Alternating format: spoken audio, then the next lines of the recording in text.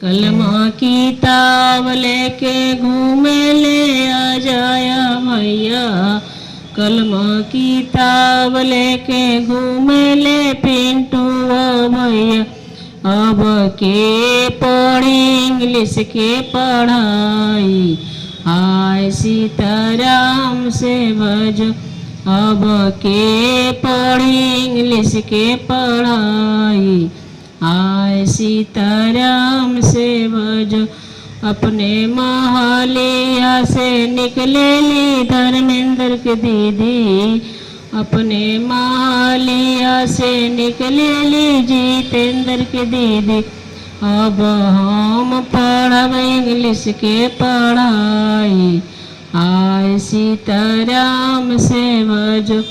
अब हम पढ़ब इंग्लिश के पढ़ाई, हाय सीताराम से भजो। कितना तू लेबो मास्टर महीनावा के फीसिया हो, कितना तू लेबो मास्टर महीनावा के फीसिया हो। कितना लेबो पास के कराई, हाय सीताराम से भजो। अब कितना लेबो पास के कराई, हाय सीताराम से भजो। 60 रुपया छिनरो महीनावा के फीसिया हो, 60 रुपया छिनरो महीनावा के फीसिया हो। 60 रुपया पास के कराई, हाय सीताराम से भजो।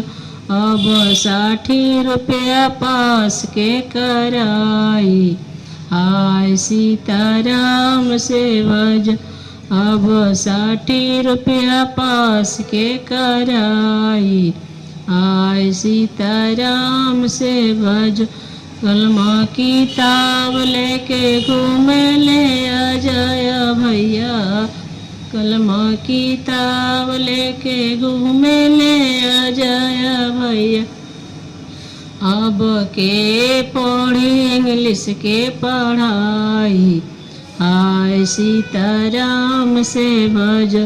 अब के पढ़ी इंग्लिश के पढ़ाई, हाय सीताराम से भजो।